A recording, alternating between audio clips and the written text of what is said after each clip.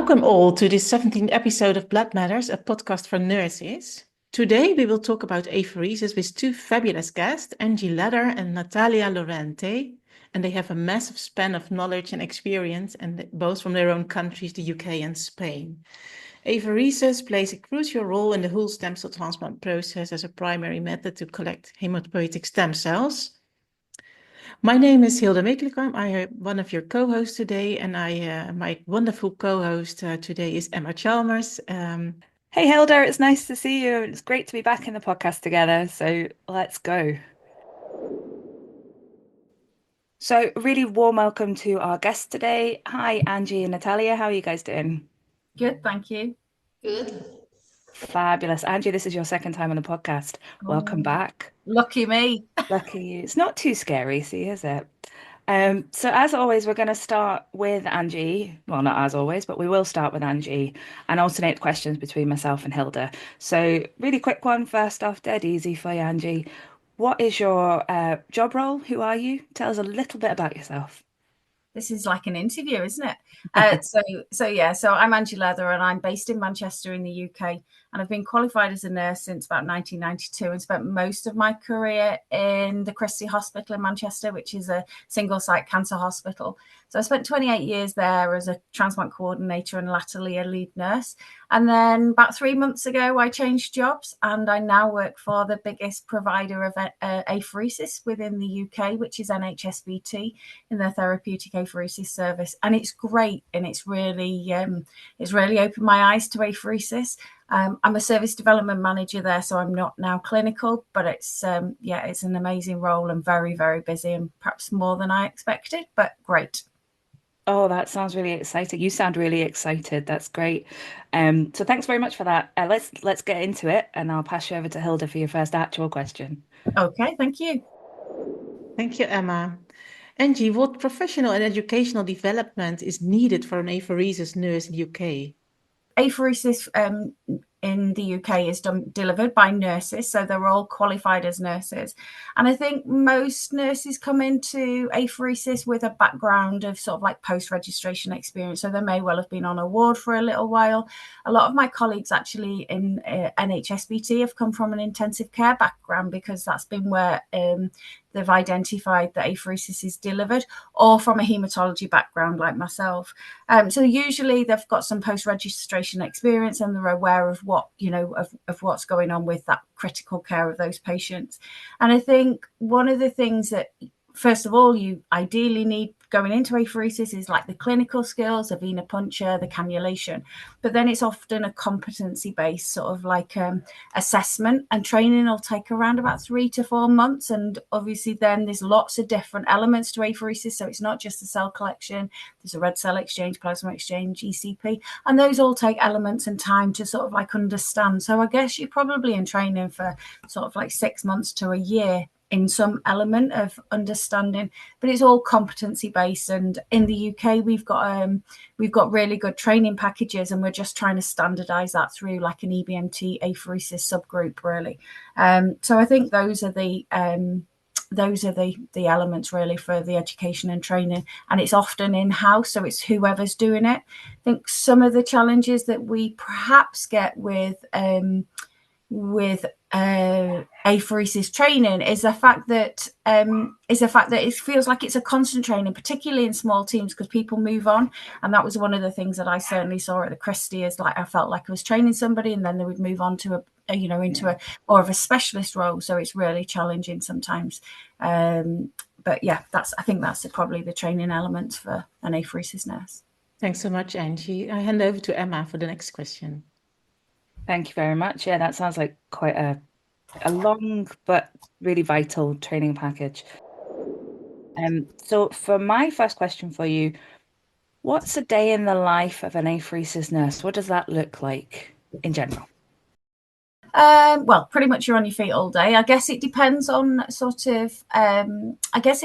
procedure that you're doing. But if we think specifically for a sort of like a stem cell collection, that is my bag, and that's what I sort of like did clinically. But there are other elements that may well, be entailed in that. But if we think of a patient collection. So usually you get into work sort of like really early because you need to be getting the patients on, because the lab staff want the products early as well so that they can process it. But the patient will attend, you'll make sure that you've got all your paperwork, you'll take some bloods on the patient, and then usually if you're doing a stem cell collection, you'd wait for the blood count to see what the white cells were doing and to see what was going on with their CD34 predictive. So that's just a blood count again, but that tells us roughly if they're ready to go on the machine or if they've primed.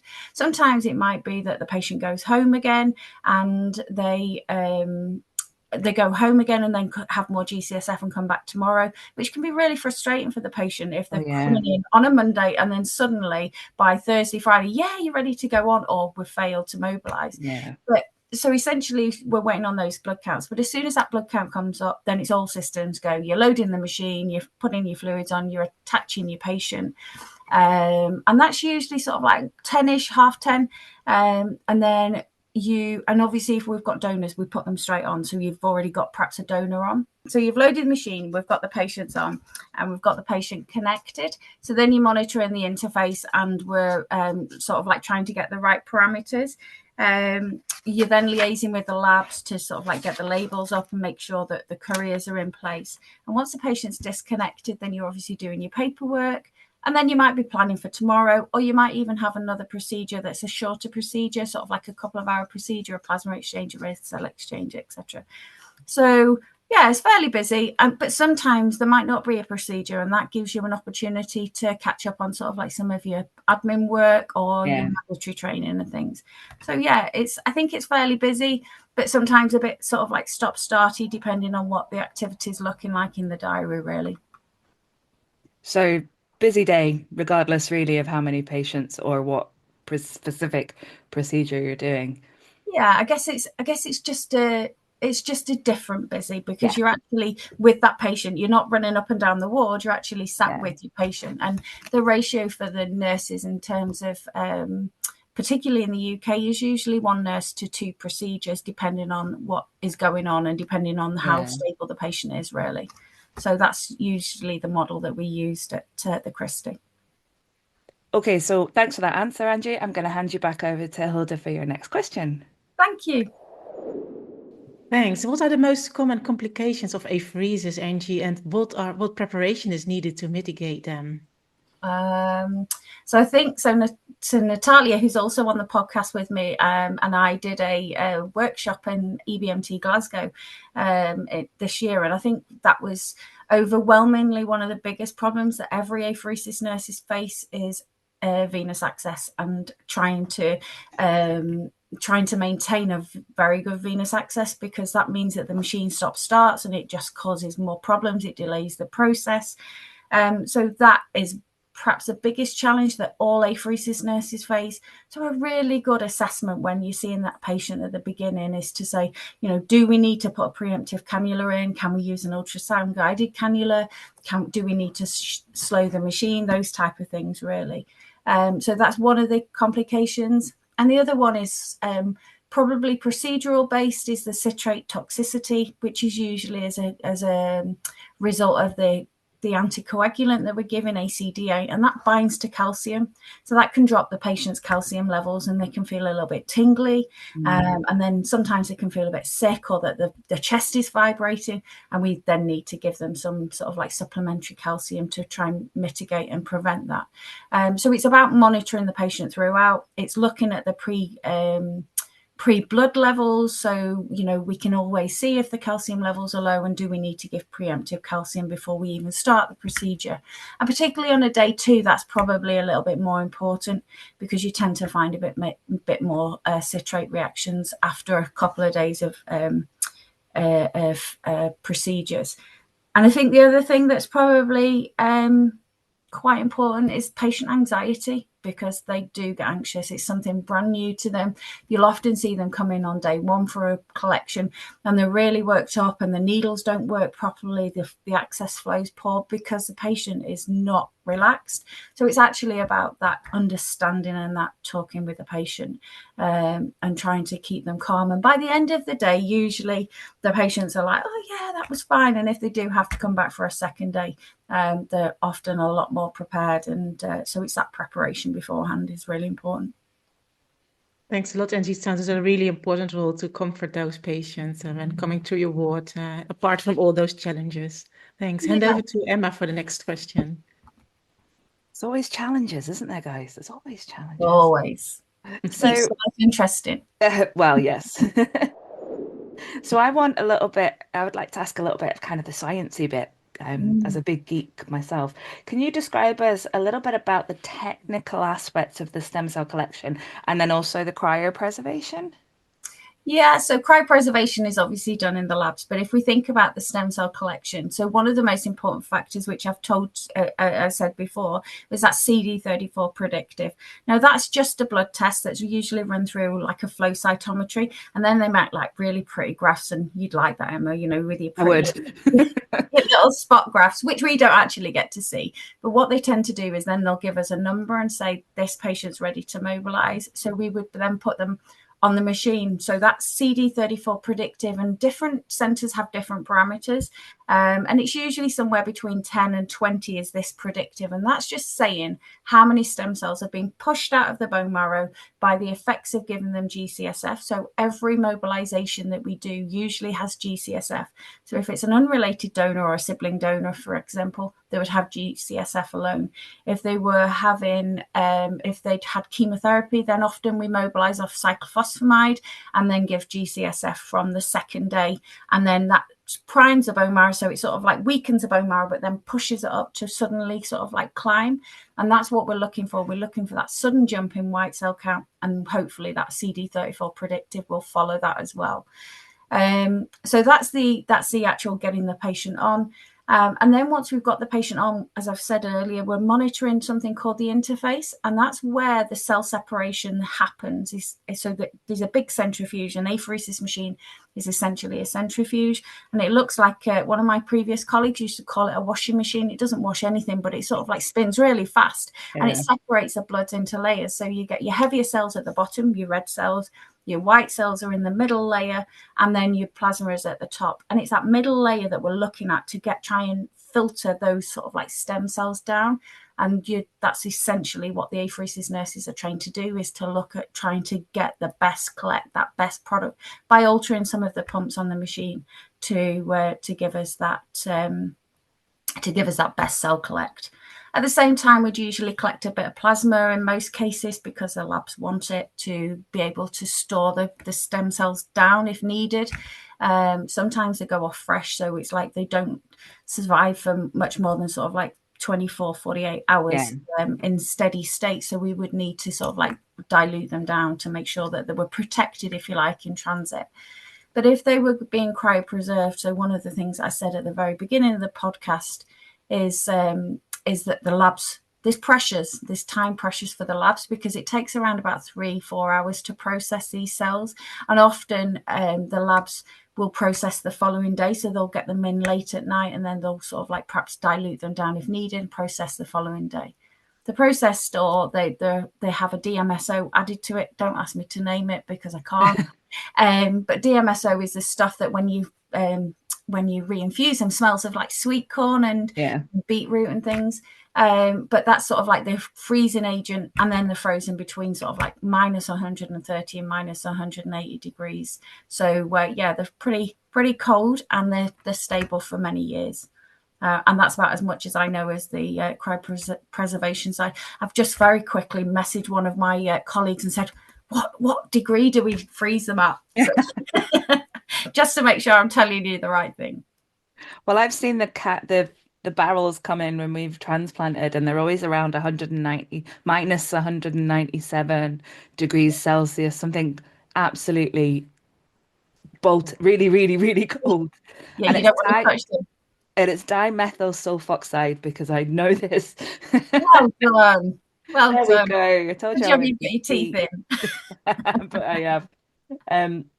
That's great. Thanks so much, Angie. That was really, really comprehensive. So don't worry that not the cryopreservation side of it, but that was really great. Thank you so much. We're going to leave you just for a minute, Angie, or a few minutes, because Natalia has been patiently waiting to come in with her answers. So I'm going to hand over to Hilda to just start chatting to Natalia, but don't go anywhere, Angie, because as you remember, we have our quickfire round coming up after we've had a chat with Natalia. Look forward to it. Thank you so much, Emma. Thank you so much, Angie, for your comprehensive explanation. And welcome to you, Natalia. We are honored that we have you here on the pod, and lovely to see you today. I want to start to ask you about yourself. Can you introduce yourself a little bit and your job role? Yeah, thank you so much for inviting me to this podcast today. I hope some nurses can learn a little more about our work after listening to it. I hope so. And yes, my name is Natalia Lorente. I am an Apheresis nurse. I first entered the world of hematology in the year 2000 when I began working at the transfusion center here in Madrid. And I started working with healthy donors, blood and platelets, but also apheresis. And in 2015, I joined Gregorio Marañón Hospital. That's where I am today. And I expanded my scope. My role was no longer limited to healthy donors. I go on with healthy donors, but now I am also working with bone marrow donors and patients. That was different for me. And it feels, like taking a step up the ladder. Mm-hmm. And I clicked another step when I performed my first collection on a child. It was truly a challenge. You can't imagine. And apart from that, I'm also part of the Apheresis group, nursing group within the GEF. It's the Spanish group for hematopoietic transplantation. And recently, Tuesday, so 2 days ago, I have been elected as a member of the board of directors of GEA. It's the Spanish Apheresis group. Thank you. It was my birthday gift, And yes, this group started only with physicians. By little, some nurses joined to the group, and I really think we need a voice. So I tried, and I succeed, and I'm here now. And more or less, that's who I am. Oh, that's so great to hear. Thank you so much, Natalia, and congratulations with this new role and your birthday. Yeah. And I'm sure nurses will learn a lot from you in this podcast today, but not only today, but also in other tasks you do. And I'm looking forward to hear more from you also about the challenges with the children, for example. But for now, I hand over to Emma to ask you the first question. Thanks very much, Hilda. And yeah, I'm going to offer my congratulations as well and tell you that's great. And a happy birthday for Tuesday. So I have a question about the differences between collecting stem cells versus collecting lymphocytes that we would use for CAR T cells. So are there any differences in collecting those different cells? And then how does my apheresis nurse know that they're collecting the right thing?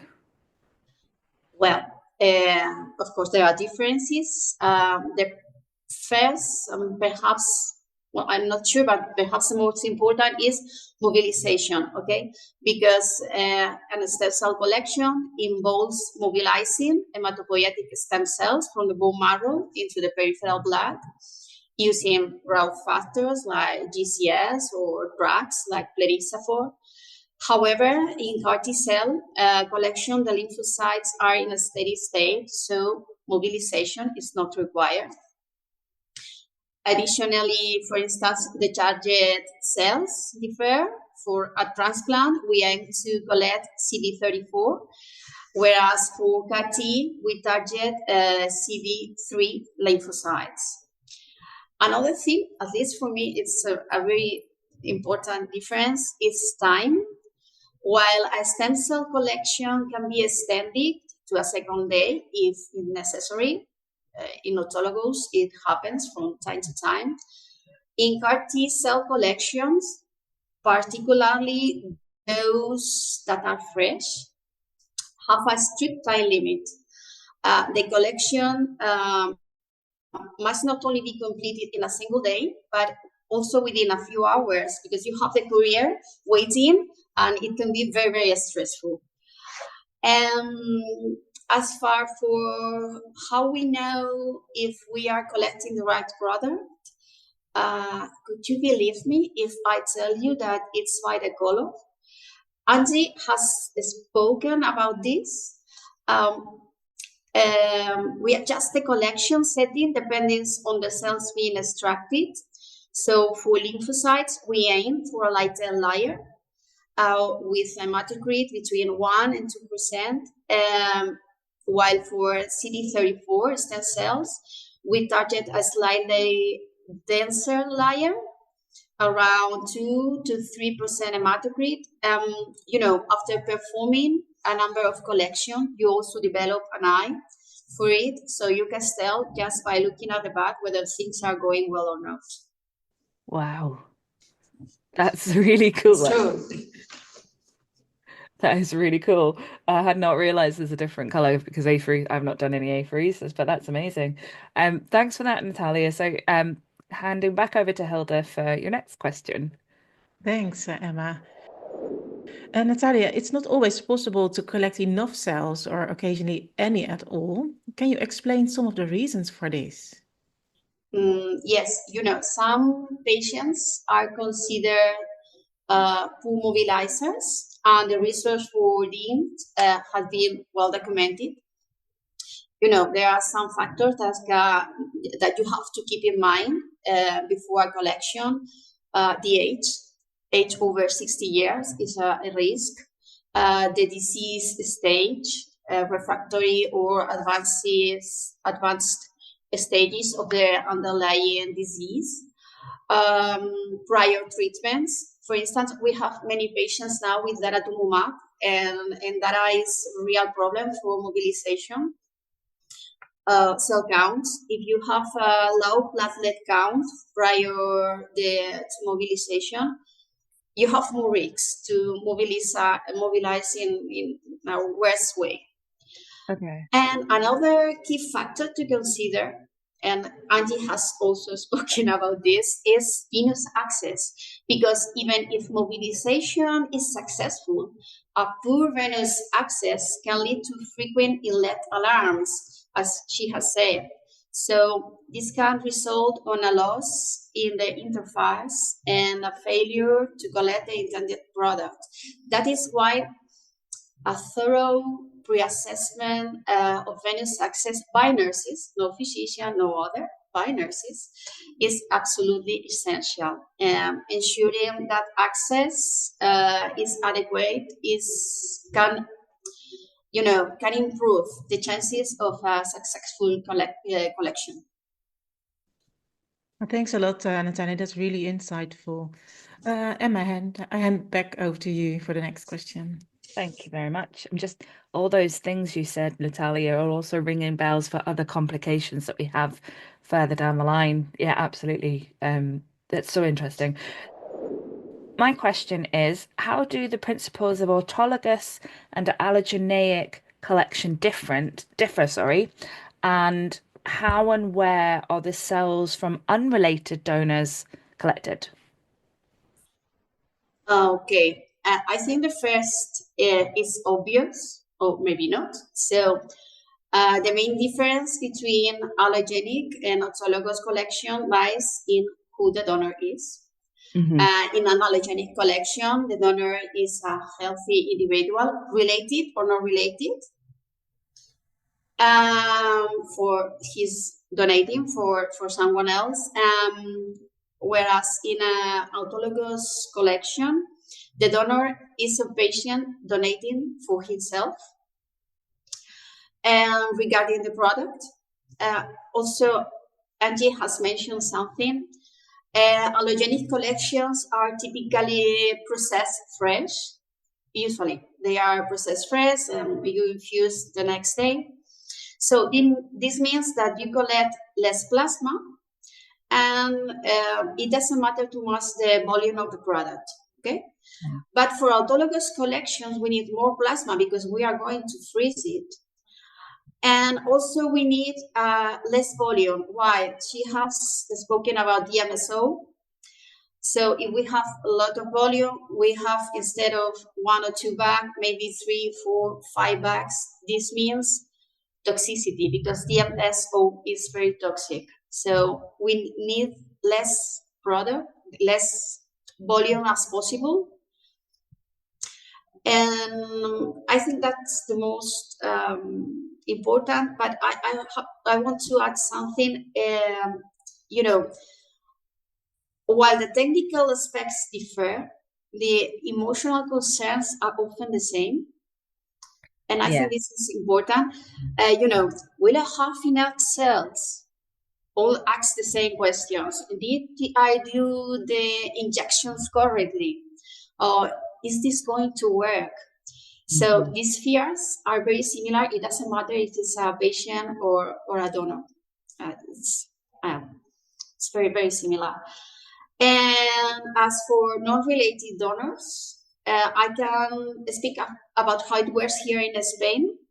Sure. We have REDMO, is the Spanish bone marrow donor registry, and REDMO is responsible for the registry, for the processing requests, and organizing donations.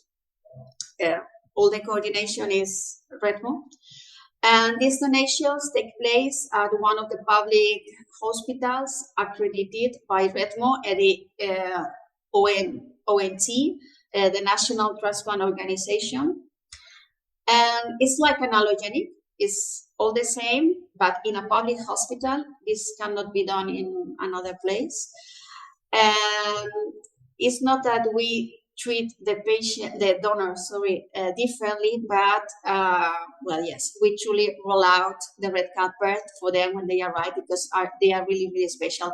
All donors are special, but a bone marrow not related, they are another kind. Thank you for that. I would like to sneak a little question in before I hand back over to Hilda. In that, I would like to ask really quickly, what are the challenges when you're doing apheresis on children? Apart from them being some of them really quite small and maybe a bit wiggly. But what are those challenges? With children, if they are little, you have to think that you have to prime the machine.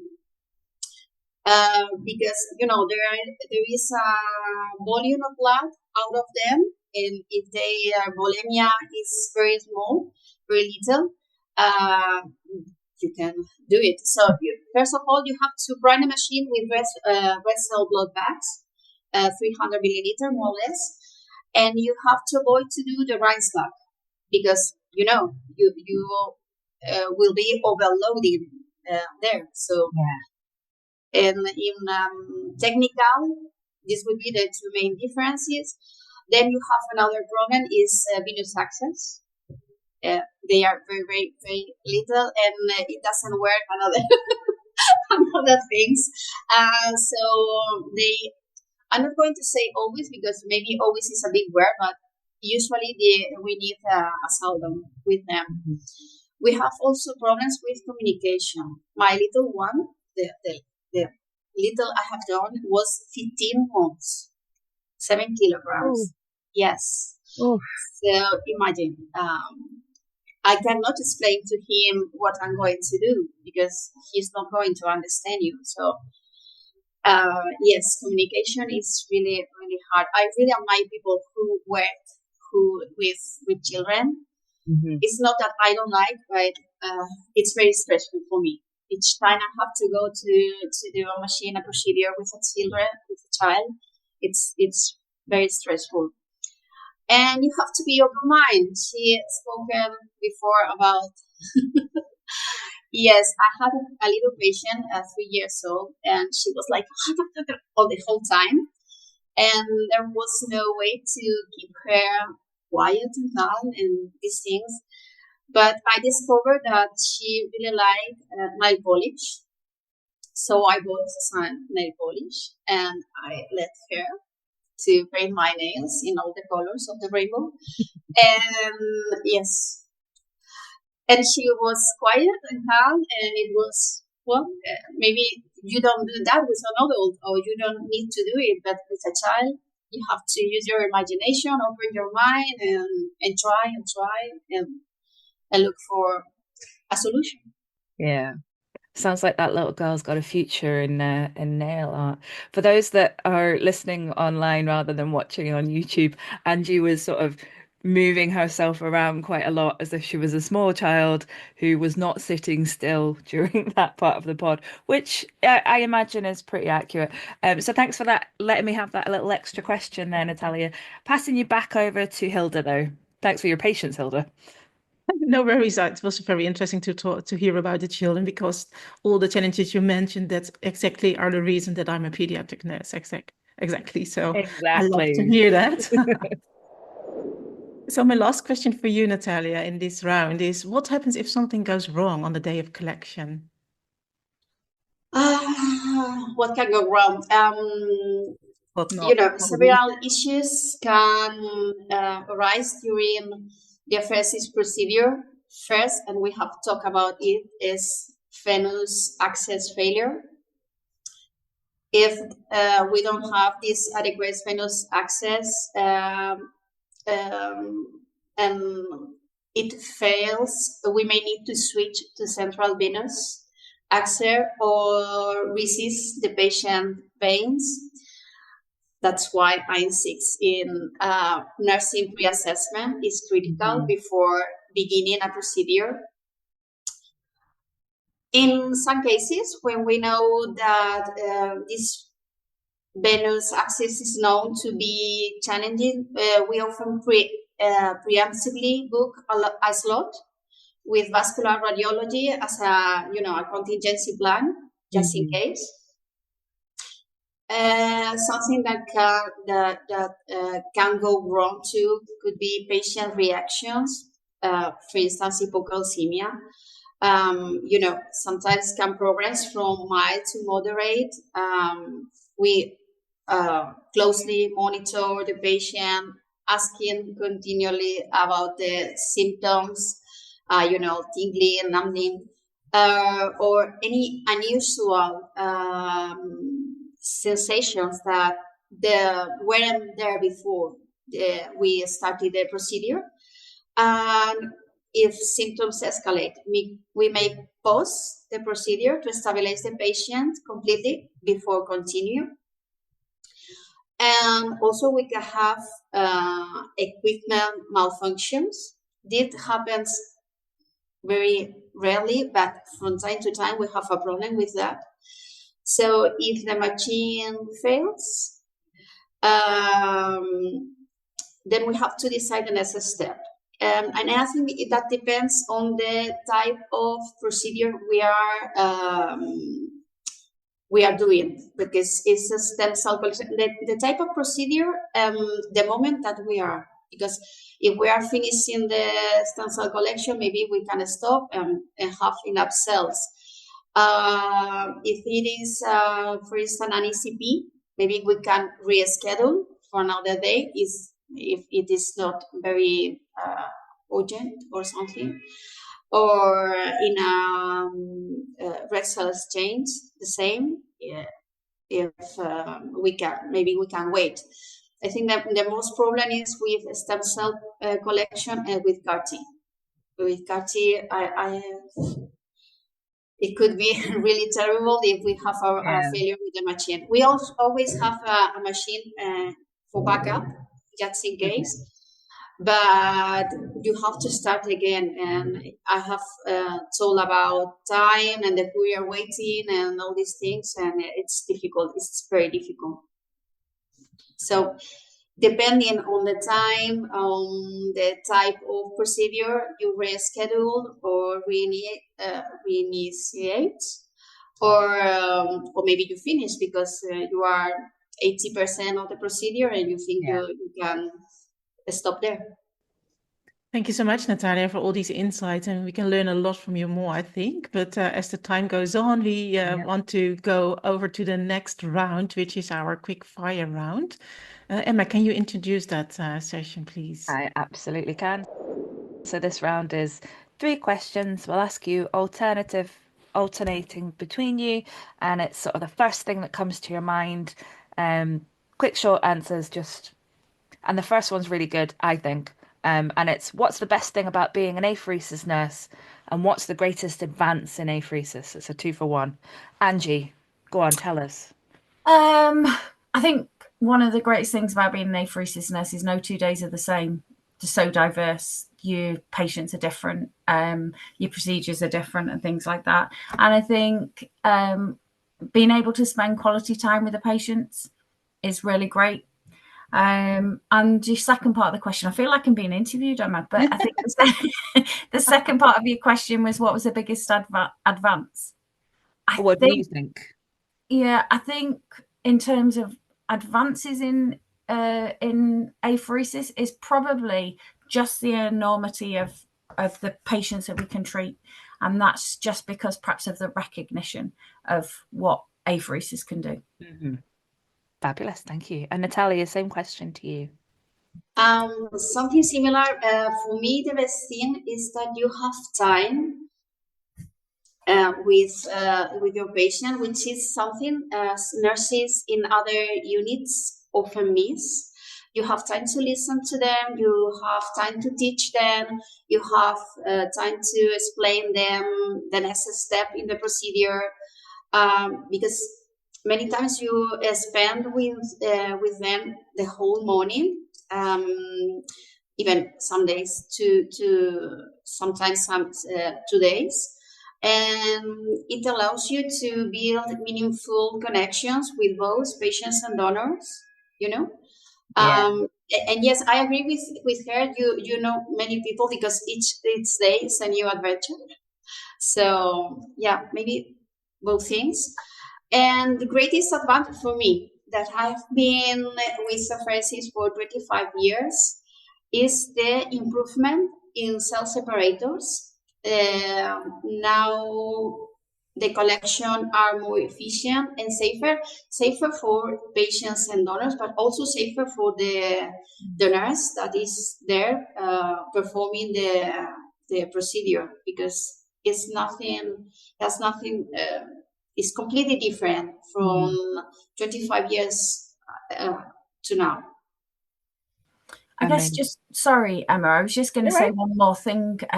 So Natalia said about that quality time that's spent with the patients. And I was at a meeting a few weeks ago where we had a patient speaker, and this patient speaker was describing her ECP experience and was saying how she really enjoyed going to ECP because she felt that she had that connection with the nurses. Of course, we were NHSBT nurses. I have to promote them, but essentially, she felt that time was really important, and she really looked forward to going because that was her breakout time where she could sit for an hour or two and have that one-to-one time with the nurses. And she said that she had one particular nurse that she had a really, really good connection with, and she looked forward to her treatment every week, which is a great thing, particularly when you're undergoing sort of like perhaps treatment for graft versus host disease. So yeah, I think that's one of the great things. You sound like a great team, all of you so far, that I know. Hilda's got the next quickfire question. Yeah, I agree with you. Next question is, what piece of advice would you give to a patient or a donor for whom apheresis is planned? Angie, first to you. Oh, overwhelmingly, but just make sure you've had something to eat and something to drink in the morning, because I have had so many patients come to the machine and then feel a little bit faint because they've not had any breakfast or they've not drunk anything because they don't want to go to the toilet while they're on the machine. And, it doesn't necessarily cause us any problems with the parameters of the machine, but it obviously causes us, issues when the patient becomes unwell and feels lightheaded. So I think one of the things for us is to make sure that they eat and they drink before they do attend. I did have a patient many years ago with a plasma exchange, and he he collapsed on the machine because he was on a diet and he'd not eaten for days, and not great. So I think that would be one of the things that I would ask the patients to do. That's very clear. Over to you, Natalia, the same question. That is a very good advice, but I think that more than giving an advice, I believe it's essential to emphasize something both patients and donors need to hear, and it's that they are not alone. We are with them throughout the entire process. It's completely natural to feel afraid, but they can trust us. And if they need you, I don't know, to hold their hand, you do it. It's about being there, providing reassurance and making them feel supported every step of the way. Thank you. Thank you. That's a very nice answer. Over to you, Emma, for the last quick fire round question. Answer. Agreed. Last quick fire question, and then we're pretty much done, guys. So, what is the most fascinating fact about apheresis that you would like to share, Angie? Wow, what is the most fascinating fact? I think really, and perhaps I've seen this much more now that I've moved away from specifically hematology and moved more into an apheresis field. I think one of the things that, just listening to Natalia, and obviously I've worked with Natalia before, on meetings and things, but it's actually the similarities. This isn't my answer, by the way. I'm just having to say this because I think the similarities, regardless of whether you're in Spain, Italy, UK, is the process is exactly the same. Whereas sometimes processes in healthcare can change depending on your country, but I think for us it's about actually that static, this is what we do, and we can all learn from each other, and I think that's really important. But one of the things that I've found more recently, moving into sort of like the national provider, is that the diversity of the specialities we treat. So it covers neurology, renal, hematology. We're moving into some of the liver patients because of some of the treatments that are on offer. There's some of these solid cancer patients, and I think apheresis is here to stay, and I think this is our plug now to get more apheresis but it's an absolutely amazing role to be in, because I don't think you're going to be out of a job anytime soon, because it's just getting bigger and the activity is getting bigger. Very good answer. Natalia, what about you? What's most fascinating fact? I agree with Angie. Apheresis is a versatile and evolving field, touching many areas of medicine and expanding its reach to help a broader range of patients every day. And I think this is only the beginning.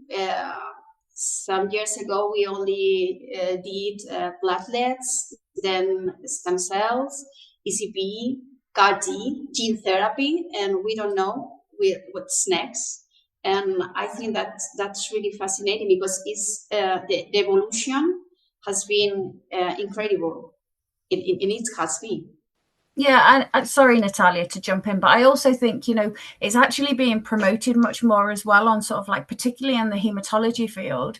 Previously, apheresis was sort of like a little bit of a, it's done by the nurses. But I think the medics are recognizing it more. It's being recognized more in the national or the annual meetings. And I think it's really important, because actually, without apheresis, you haven't really got a stem cell program. And I like to think that apheresis is the hub that's turning the hematology wheel. Oh, what a brilliant thing to end on. Apheresis is the hub that's turning the hematology wheel. That could be our byline. Yeah, you can use that. You can use that quote. Appreciate that. Thanks. Well, that is all we've got time for, guys. So really, thank you so much for joining us. It's been wonderful to hear a bit about apheresis, more than I knew about apheresis. So I've learned a lot. Thanks for coming back onto the podcast again, Angie. It does help that people now see that it's fine. So any future guests might realize you're not that scary. We're not scary. I don't know if Hilda has anything else that you want to add to it, but I would like to say thank you so much for joining us, guys. No, I really want to thank you. It was really a pleasure, and I learned a lot. So thank you so much, and have a nice day. Lovely. Thank you very much. Thanks. Take care, guys. Really, really thank you. Well, that was a really interesting episode, wasn't it, Hilda? It was really. Oh, I've learned so much. Every time I do this podcast, I learn something because there's something new to learn. But I have no experience really of apheresis other than sending my patients off and bringing them back after to give them their stem cell transplants. Yeah, So I don't know about you, but these are the things that I really picked up. And one of the biggest issues was obviously venous access.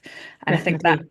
pretty much stands. It also makes sense, you know, an allogeneic donor is probably going to have healthier veins and vessels, make it a little bit easier. But our pre-treated patients on an autologous route are we're maybe going to struggle a little bit. Um, so there's a little bit that we can think about as nurses to pre-assessments, pre-warning the apheresis nurses if we know that they have difficult access.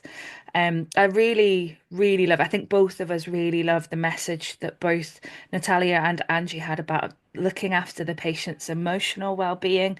It's really a different procedure than what they've already been through. I can imagine going in and seeing that big machine and thinking, "Oh my Lord, what's happening here?" So really important message. And I did have to laugh when Natalia explained that lymphocytes are generally a different color to stem cells when they're taken from the patient. I really need to go see this, don't I? I think I I need to think we visit. should. I need to Yeah, visit me apheresis. too. Um, is there anything about pediatric apheresis that kind of stuck? Yeah, it was really lovely Mind? that Natalia pointed that out, and it is a challenge to treat pediatric children, and I think she really highlighted that very nicely. Not only the technical aspects, because Yeah, they are there, because you have to prime the machines, etc. And what I know from my own practice, that not always the procedures can be done at the apheresis ward as well. And she highlighted really nicely the role you should have as a nurse to comfort and to guide the little child. And it's really lovely how she pointed it out. yeah, I think so too. And I'm not a pediatric nurse, so I had no ideas, but I think getting the nurse's nails painted, what a cracking idea. That's so So lovely.